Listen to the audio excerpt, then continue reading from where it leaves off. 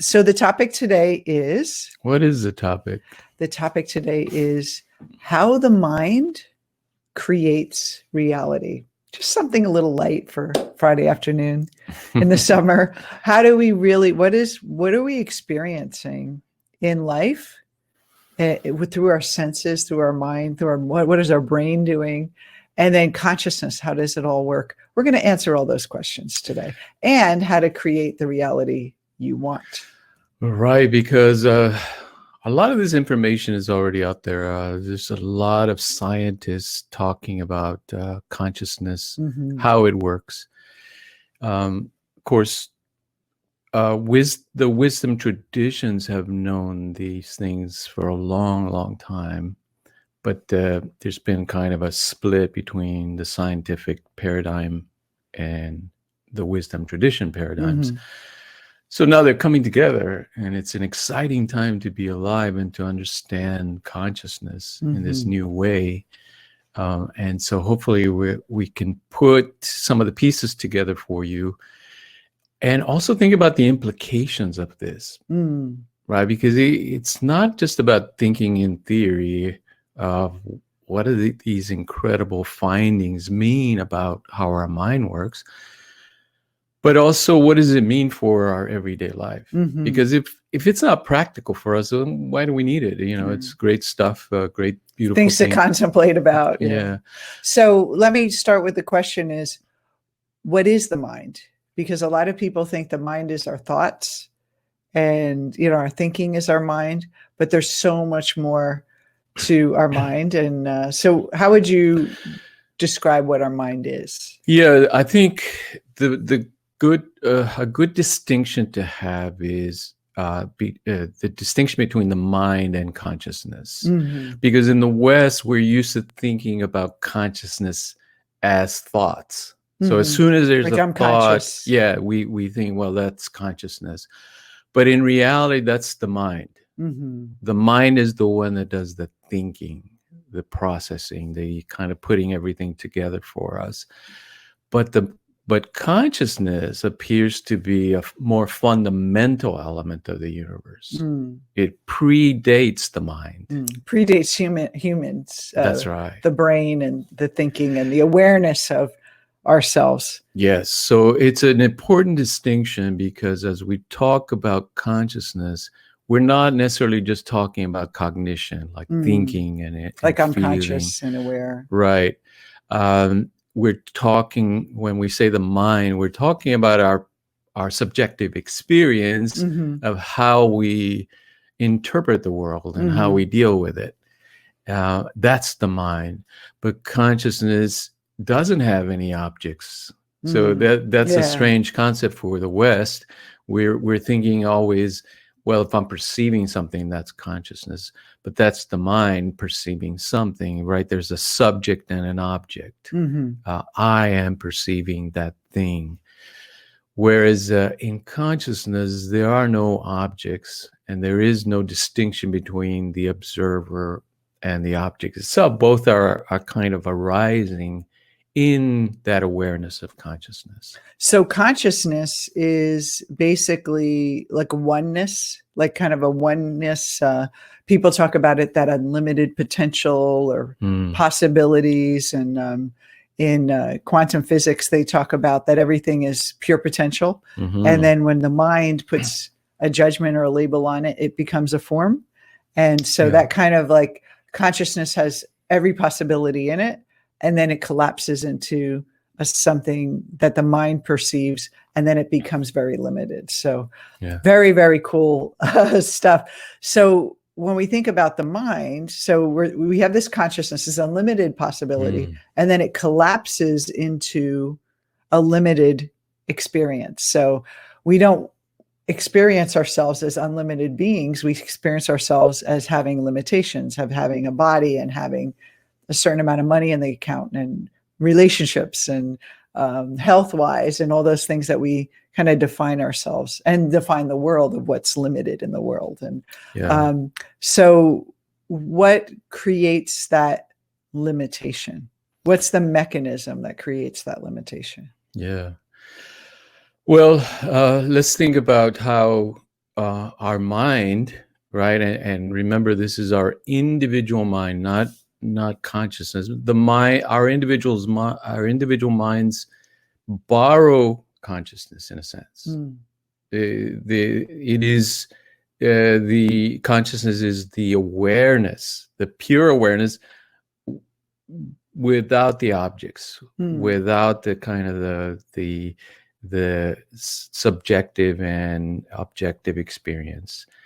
The subjective experience meaning how I experience the world, and the objective experience, like how the world what really we agree on, you and I agree on, two different minds agreeing. That's what we're seeing, right? That's what we're both experiencing, and we both agree on that. That's the objective experience.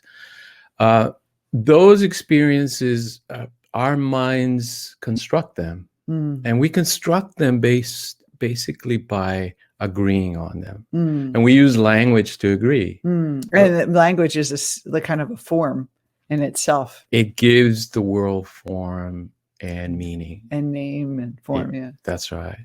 And so when we agree on something, it appears that, well, if we're both experiencing the same thing as out there, it must be real. Yeah, we just assume that it must be objective, meaning it must be existing outside of our minds. But that's a kind of illusion that the mind creates. Is that there's a real reality out there. So I love in Eastern philosophy, they talk about the pure, the apparent reality and the absolute reality. That's right. And so the absolute reality is that consciousness is just this potential. And then the apparent reality is what we collapse into. Our mind creates the story and the name and form that creates this apparent reality. And so is it fair to say that everything we perceive is not as real as we think it is? Yes, that's fair to say. But we have to be careful with the word real. Yeah, or as it's not, it doesn't necessarily appear as our mind experiences it. We're not seeing the whole truth. Would that be fair to say? Yes, absolutely.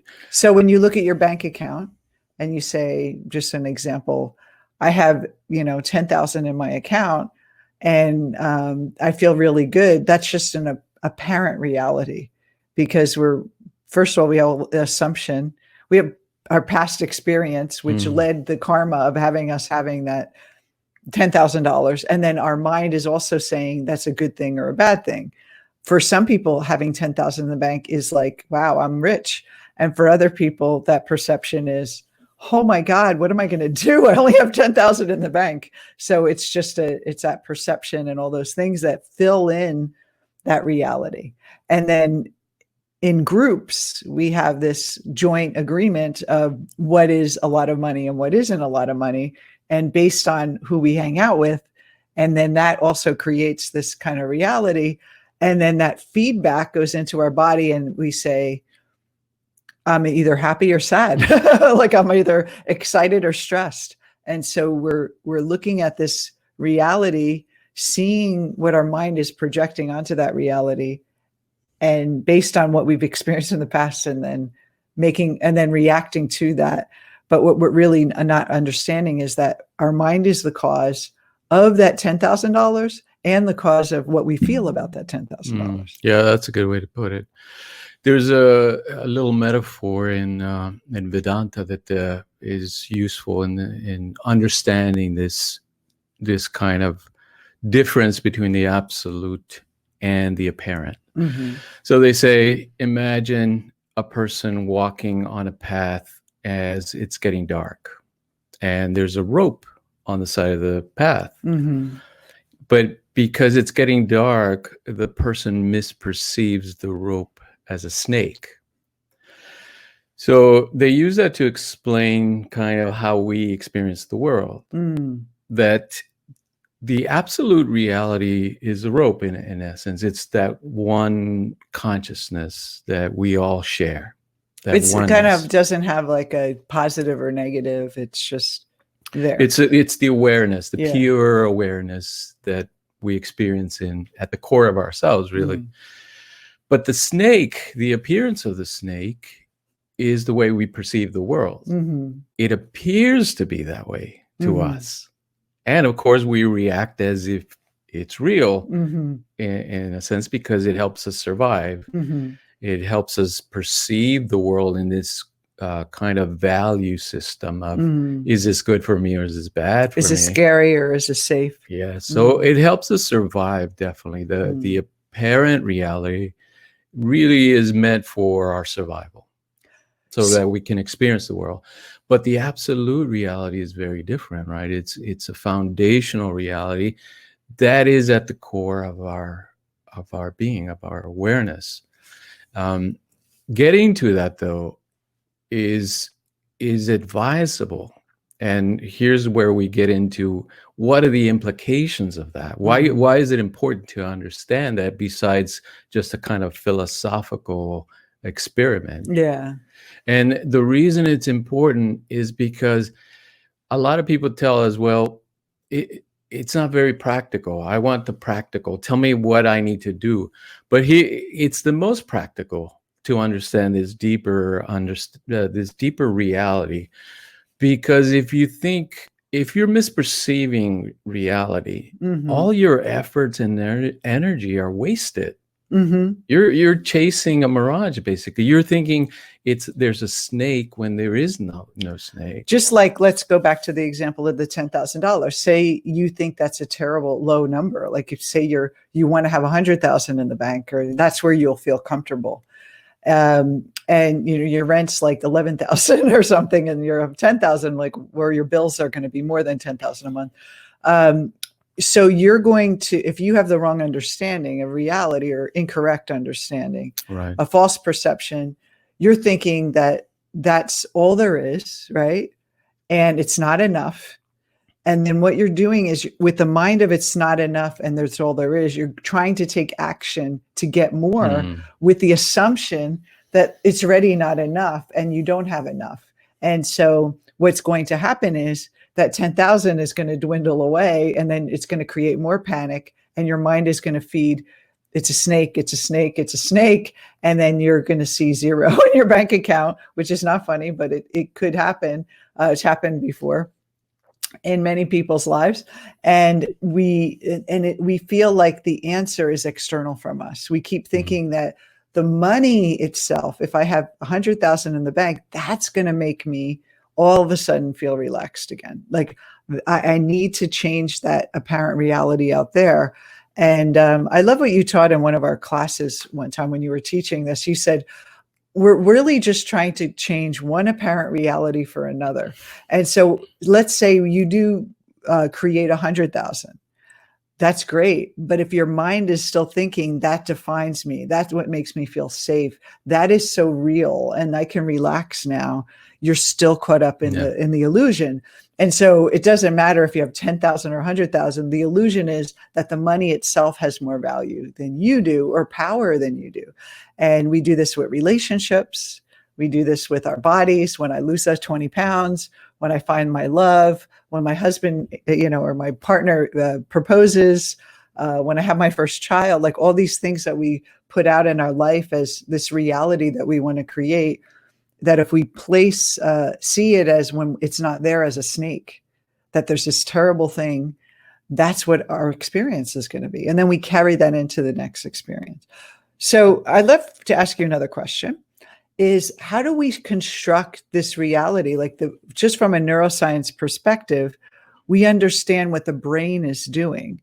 And there's been so many studies, and I know this is probably way too deep for like just one class, but this idea that our brain constructs something, and then we see what our brain tells us is out there versus what is actually out there. And we know this from neuroscience as well. Not only the ancient wisdom traditions are saying there's this apparent reality, but now we know about the brain and how it's constructing reality. Yeah, but there's a difference between the scientific understanding and that direct experience of it that comes through the wisdom traditions. Okay.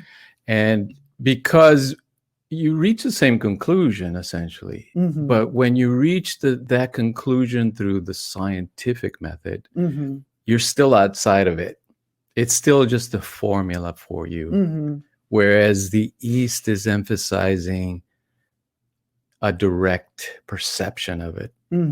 You're clarifying your perception. You're having a direct experience of the rope. You're seeing through the apparent illusion of the snake, and you're perceiving reality as it truly is.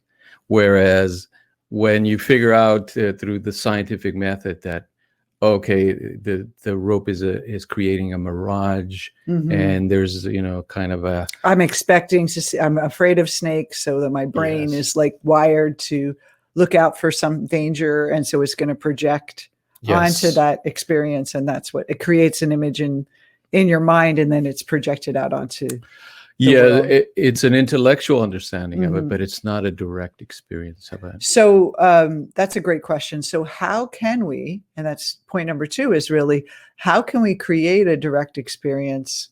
How can our mind see the true reality, the absolute reality? Yeah, so it has to do, and get out of the delusion of the apparent reality. Right. From the wisdom traditions, it says Maya, this ability of the world to appear to us in a different way, right? It appears to us as we expect it to appear. That's Maya, essentially. It says it has 2 functions.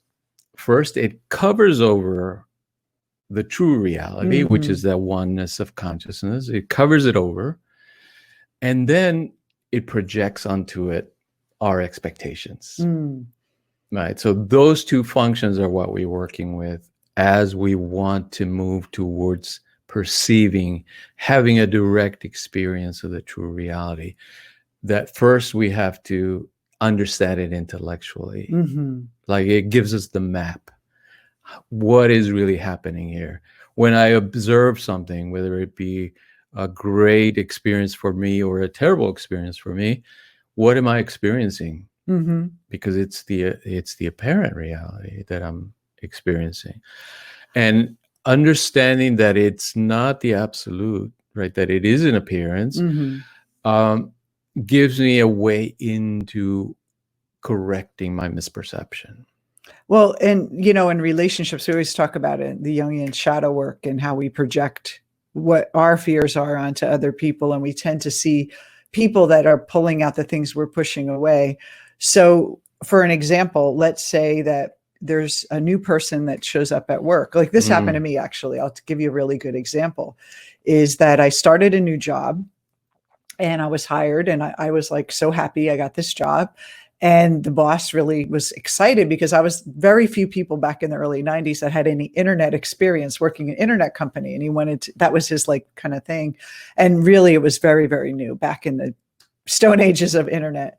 And, but I didn't know this, but there was a girl that they all liked. It was a bunch of girls in the group, the team, and they wanted this one girl, Carolyn, to get that job because they love Carolyn and she's so sweet and she's so nice. And she was working like as a consultant, and she was like waiting to get a full-time job there. And he brought me in. So I swooped in and he pulled me in and he goes, well, and he's like, they're not probably, the other team might not be as nice to you because of this situation with this other girl. And so in their minds, they projected onto me this terrible woman that took over Carolyn, took our friend Carolyn away. And now there's this other woman that we have to deal with. And she's this terrible person. And they're mad at the boss for doing it. And then that was projected onto me. And I started, and it was, people were really mean to me. And it was like, that's kind of apparent reality. The apparent reality, they projected all this stuff. And then I for some reason, I had the wisdom of knowing, I know people like me, like I'm a good person, and every team I've ever worked on, people ended up liking me, and it's just wait till they get to know me. And I just kept holding that in my mind and not like letting it bugger me. And then of course it turned out fine, but that's kind of that idea, is that we end up having an expectation of a person, and then we end up projecting onto them. And you know, it's interesting, when I left the company, everyone had a goodbye party and they're like, what are we going to do without you? And I said, I remember my first week, you guys gave me hell. Like, you hated me. And they were like, yeah, we feel so bad. But it is that kind of idea that we see in people what we expect to see. And so in relationships and work, we end up misperceiving a reality and what's happening with our bosses and our team, and you know, even friendships and all those things. Well, that's a good example, because what it boils down to is this, that we have this ego persona, and that functions as a way of interacting with the apparent reality for us, right? It's our survival kit, in a sense, where we're given this kit so that we can survive in the world. But as we get to a certain stage in our lives, we want to know what's underneath the veil, right? So what's beyond the appearance of things. And that reality, then we can access it directly by thinking about what triggers us in these situations. Because what triggers us is kind of getting at the deeper assumptions of what is going on. Like, for example, why are we projecting those things onto these people in our lives? Or why are they projecting those things onto us? It's because of their conditioning, right? Their subjective experiences in their lives, like how they grew up, what they experienced with their parents, with their peers. All that creates for them what they then project onto others. But don't you think that, for me, I didn't fall into that reality? Like, I could have easily fell into the reality of, I must be terrible. People are so mean to me. And if I was insecure about myself and who I was, that I would end up feeling resentful for them and hating them and being and making it even worse. But it was almost like I was like, this is not the droids we're looking for. Like, I was just kind of this is not the reality I'm going to be in. So it was like holding the vision of who I am and who I'm going to be in that situation. That's how we change the reality. Is I could have easily just bought into their projections, and I would have been entangled in that. And I think that's what we mostly do, is we buy into other people's projections of us, and then we play back our insecurities back at them, and we're living in this reality that's not even real. And, you know, a lot of people say, when you speak to someone, your mother's famous, when you speak, you understand each other. And so many misunderstandings in relationships are about these false perceptions and false realities of what's really happening. And it can really destroy people, because like, for me, if I would have allowed that whole team to define me, I would have been depressed and, really doubting myself and taking it all personally. No one likes me. But I just said, you know what? I know who I am. I know I'm funny. I know they're going to like me. I'm a fun person. I've had good relationships with people before. Darn it, people like me. People like me. and it was true. Like, I just had it in me that you're not going to define me. But if I didn't, it would have played out much differently. So we have to kind of, the third step, the question is, how do we create our own? And part of it is, we really have to understand who we are, like, beyond the ego. And I think that's really the first step, or else we're going to just keep playing out the conditioned patterns of how we're trained to see. Basically, we're trained to see the world through a certain lens. Yeah. So I wanted to get back to the idea of what's real and not. Okay. Because a lot of in the West, when they look at this, what the East has said about consciousness, they misinterpret that as meaning that the world is not real. But it's the wrong question, in a sense. It's not about being real. It's not an illusion, it is, but it's. Let's put it this way. It's an apparent reality, but there's not like. Let's say that it doesn't mean that we're not experiencing it. It's not like invisible our experience of it, our experience of the world, is what is real to us. Mm-hmm. And that is our reality. Yeah. So that's what we can say, that is real, Mm-hmm. in the kind of in the Western sense, that, you know, we're looking for something that's real. Well, yeah, your experience of it is what we call real. Mm-hmm. All we're saying is that the nature of that real, what we're experiencing, of what we're experiencing, is dreamlike. That the mind is creating it from the basis of consciousness, just like a dream. If you think about the dream you had last night, where did it come from? Well, it arose from your mind. Your mind, the buildings and constructed, created it, created the drama, the emotions. How'd you know I had drama in my dream last night? And so you cannot separate the dream from the dreamer, right? You cannot say, oh, that reality, that dream, there's some other reality was placed in my brain, or I was somewhere else. There was actually another world I was in. That's right.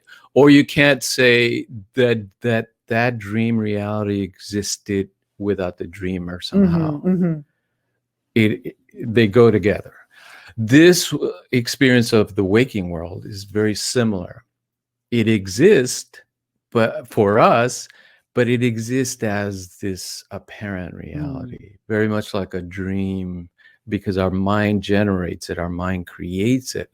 Now, the implications of that is that we can learn to direct it. Just like people learn to lucid dream, where they're able to experience the dream reality in a conscious way. So I think there's always these, like I always think of them as choice points, where every moment we can choose how we perceive something. And then in that choice, we get to live out a different possibility. And in every moment, there's unlimited choices. You know, I could have in that situation been jerky back to the women that were so mean to me and cold and, you know, jealous and whatever they were doing. They were catty, talking about me, you know, all that. Or I could have been like crying, you know, I could have had all these different things, but I chose to create what I thought was going to happen. Like I already like planted the seed, and that's what the reality. It's almost like we can create a groove into our new reality. But I don't think most people do that. And I can't believe I even thought that, but I just, you know, it's something that came to me. But a lot of people just assume they have no power to create. So they end up reacting to the stimulus based on they reacted before, and they feel like they're Groundhog Day over and over, the same things, the same relationships, the same struggles with money, the same struggles with health, and all these things keep happening because we don't realize that in every moment there's that choice point where we could start directing it. And so how does someone start practicing that? Yeah, I mean, it is a process of shifting your perception to where you're understanding what you're seeing in a truer sense, right? And gradually kind of arriving at the true conclusion that your mind is creating it. That, you know, it's generating this apparent reality from your past experiences.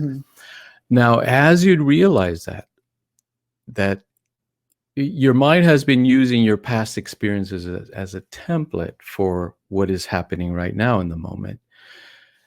But as you free yourself from the misperception that that's all you can do is create from your past, you're free now to generate a reality from your imagination, right? That's why in Buddhism and in Hinduism, they say your thoughts create your reality.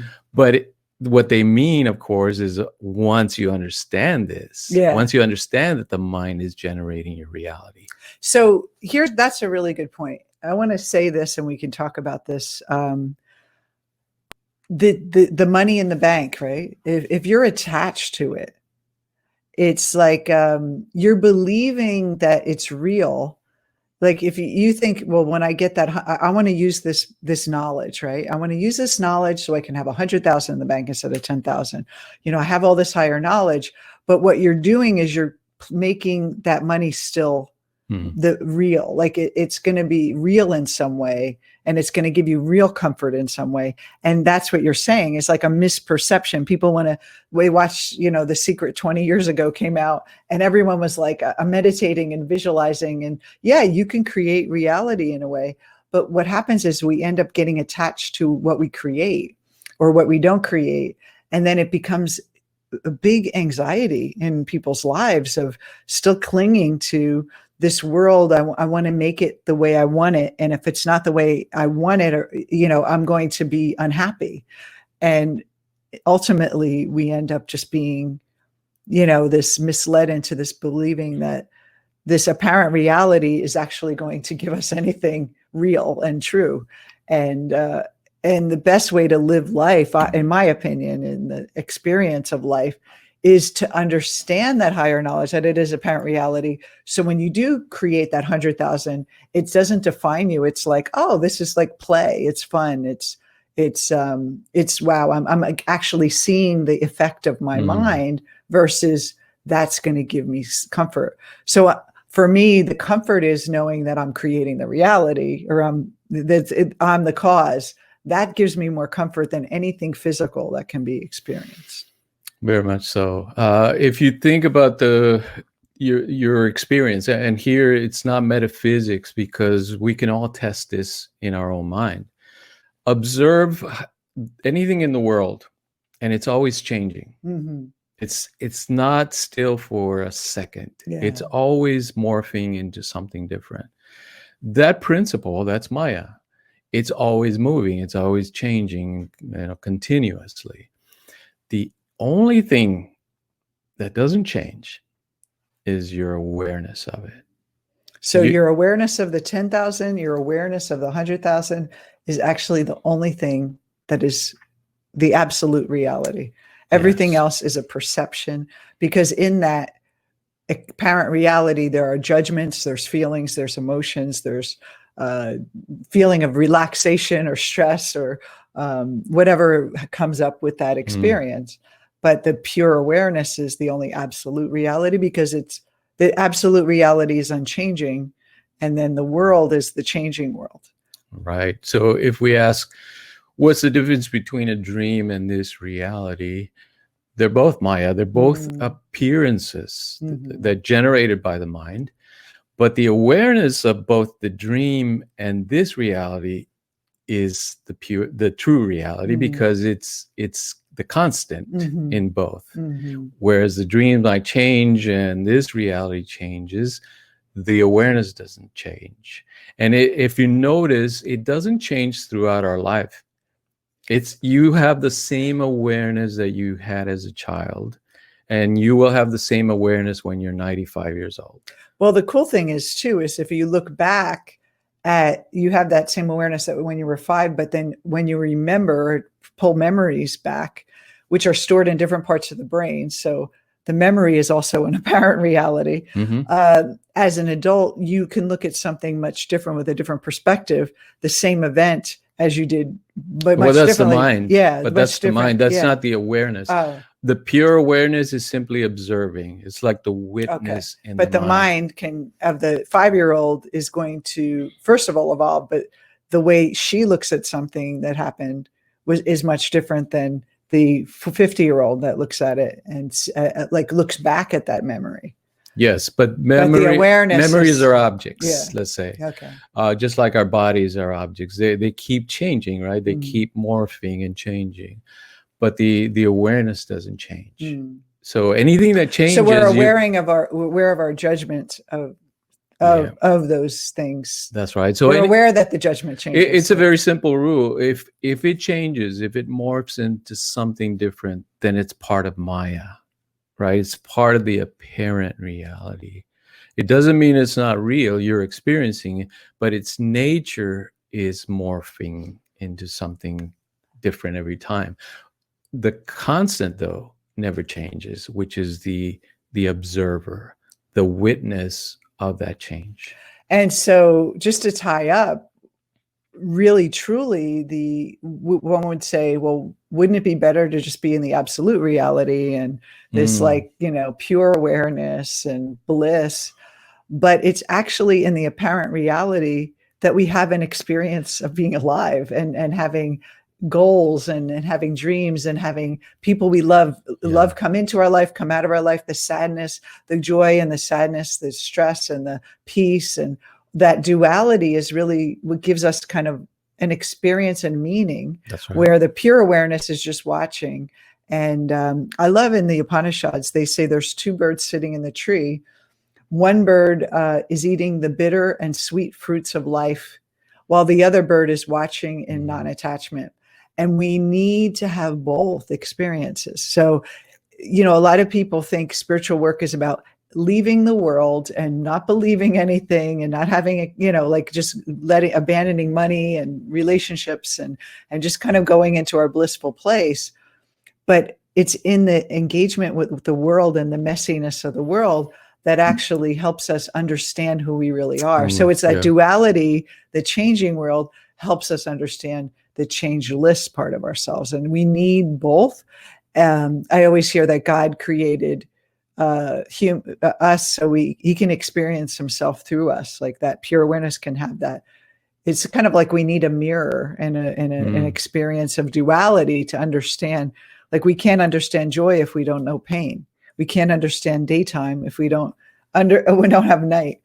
Although in California, we don't understand rain because it never rains here.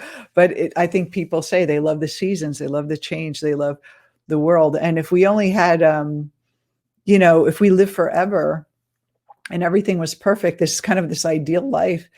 Like I think we'd get bored after a while. We'd want to like have a little fun and drama in our life. And I think part of our journey is to be afraid and be scared and do things we don't think we can do. So we can have both parts of our life, the spiritual experience and then the human experience. Well, that's a good point.